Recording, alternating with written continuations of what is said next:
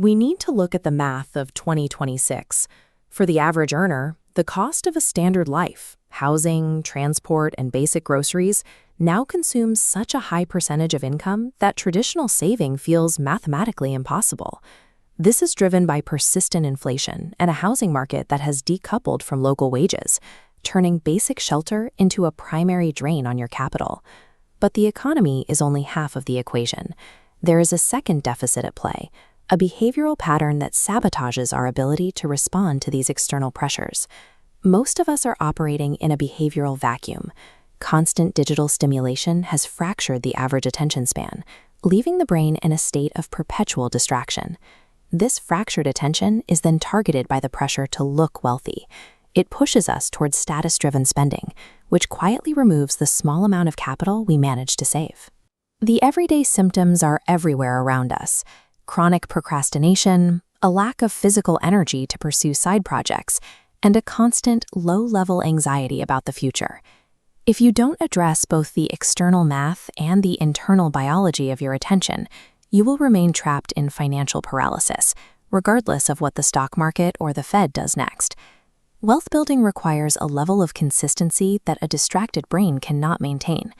Fixing your bank account starts with stabilizing your baseline focus. This stabilization comes through a dopamine detox, a deliberate reset of the brain's reward system. You achieve this by enforcing strict limits on screen time and breaking the habit of reaching for your phone the moment you feel bored. When you pair this with a structured morning routine, you turn that reclaimed energy into disciplined daily action that happens automatically. Without this focus, your brain remains wired to seek the immediate relief of a screen, which makes sticking to a long-term, unsexy financial plan difficult to sustain over several months. Once you have control of your time, you can apply it to the mechanics of building wealth. This begins by removing the urge to signal status. When you stop trying to look rich for people you don't know, you stop the largest unnecessary drain on your income. True financial growth comes from 20 unsexy habits, tiny disciplined choices like tracking every expense and automating your savings before you have a chance to spend them. This chart shows the cumulative effect. Diverting money away from superficial purchases creates a consistent flow of capital that stacks up month after month. This redirected cash flow is then systematically moved into two specific buckets: paying down high-interest debt and feeding long-term investment accounts. This system works because it favors delayed gratification over immediate comfort. It is a slow, boring process that yields predictable results. Wealth is built by the relentless automation of these habits until they become the default setting of your financial life. There is a specific point where these boring habits produce a visible shift in momentum. It happens when you hit the $20,000 threshold. This graph tracks the transition. At $20,000, interest and dividends become large enough to be felt.